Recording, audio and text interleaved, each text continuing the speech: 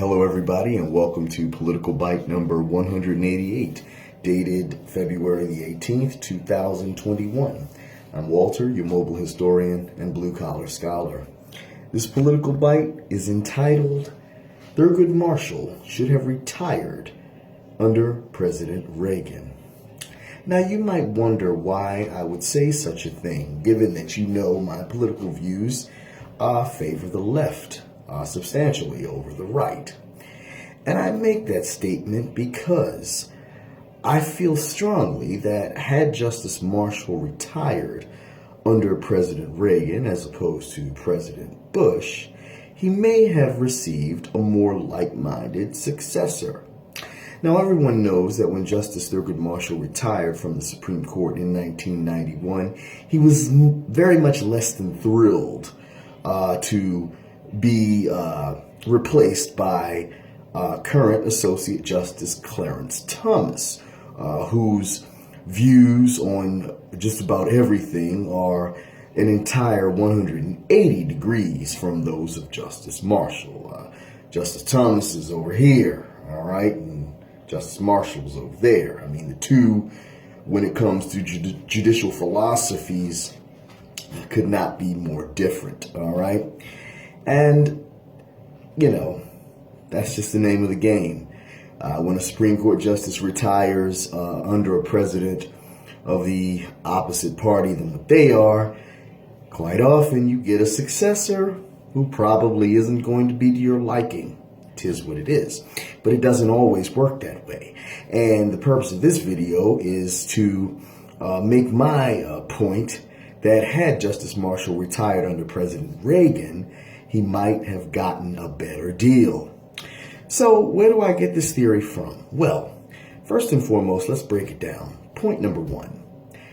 Let's say that Justice Marshall, who, by the way, would have never voluntarily retired under President Reagan under normal circumstances, as he viewed Reagan from his own perspective and from his own words as the worst president in his lifetime. And he said to his clerks at one point, if I die while that man is president, just prop me up and keep on voting. So Marshall's disdain for Reagan was anything but a secret. But for the sake of this video, let's assume that Justice Marshall did quit under President Reagan, let's say around the year 1985 or 1986, when he was respectively 77, 78 years of age. Pretty decent age to retire from the Supreme Court. All right, he would have had 18 and 19 years of service by that point. Again, all good, all right? Being that Marshall was the first African-American justice on the court, it is virtually a guarantee that he would have been replaced by another African-American. That much is a given, all right? Even if Reagan was predisposed to replace Marshall with a non-person of color, you know, he would have met almost immediate backlash from the Democratic Party, the NAACP, the ACLU, and many other groups would be very much opposed to such a nomination. I mean, this is the legendary Thurgood Marshall, the first black justice on the Supreme Court.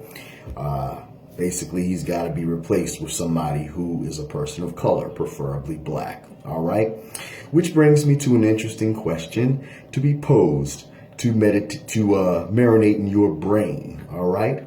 Would it have been better to nominate a conservative black person merely because they're black, or to nominate a liberal person to replace Marshall who happened to be white?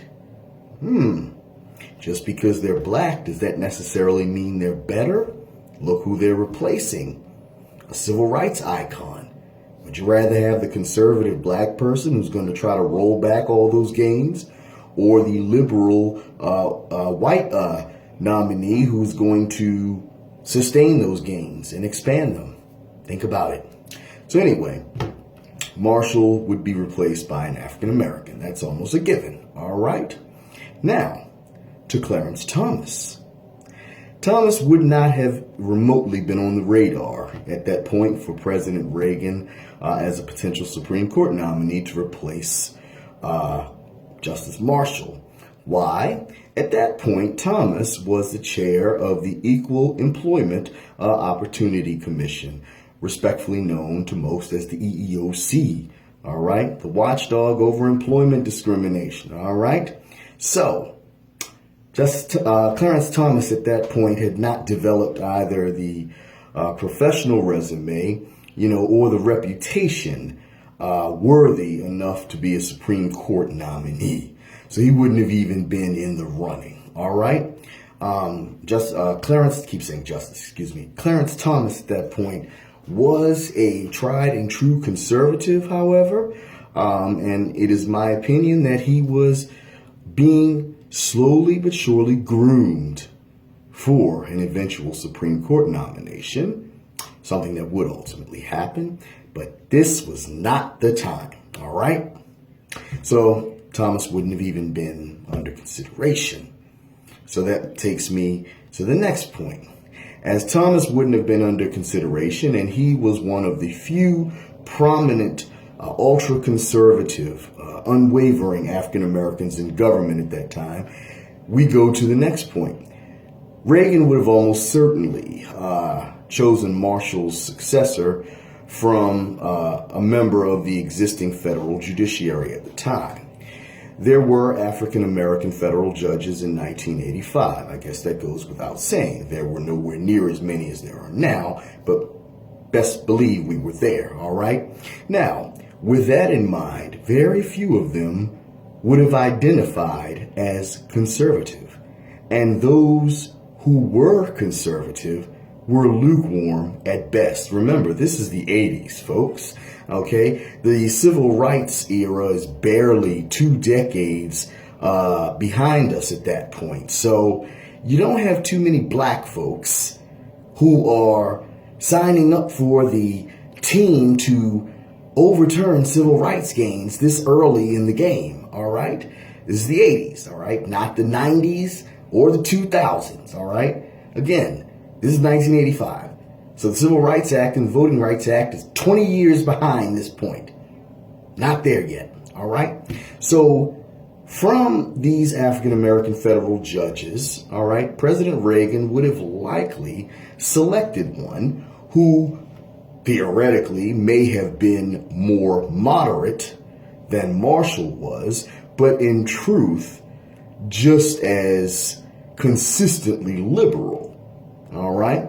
So without a solid mainstream African American conservative such as Thomas, who wasn't ready just yet for a Supreme Court nomination, and there weren't too many other prominent conservative blacks who were knocking at the door, okay, begging for judicial appointments or just sitting right there waiting for judicial appointments, President Reagan would have likely had to have chosen one of these, obviously, less than consistently conservative African American federal judges, whichever one he could find that perceivably,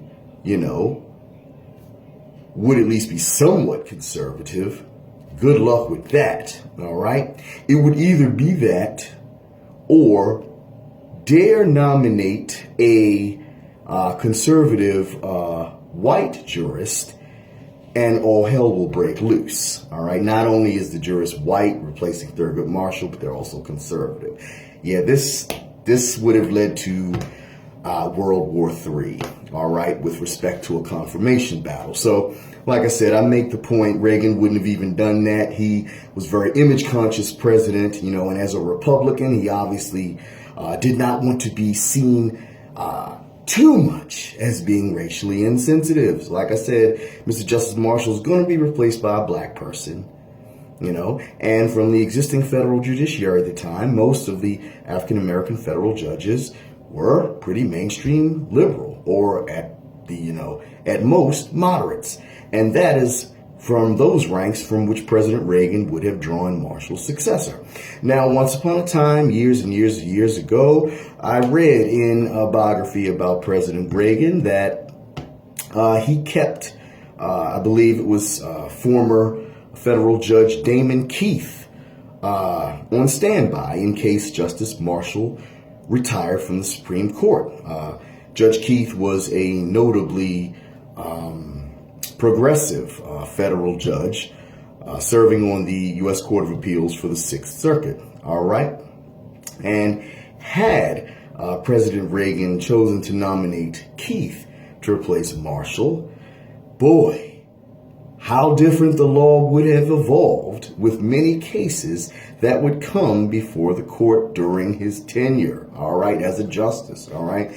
Keith would have certainly been substantially more liberal than Justice Thomas on his best day, and certainly would have maintained the legacy that Marshall had established, all right. So those are my positions on it, that, given that Reagan's hands would have been pretty much, tied, he would have had not much of a choice but to nominate an African-American from the federal judiciary at the time, like I said, most of whom were liberal, and Justice Marshall would have gotten a much more like-minded successor, such as Judge Damon Keith, than he ultimately did get with Clarence Thomas. So that's my position on it. If you have any questions or controversies, leave them down below. I'll be happy to answer them. If you don't agree with me, I'd be happy to have dialogue with you on this subject.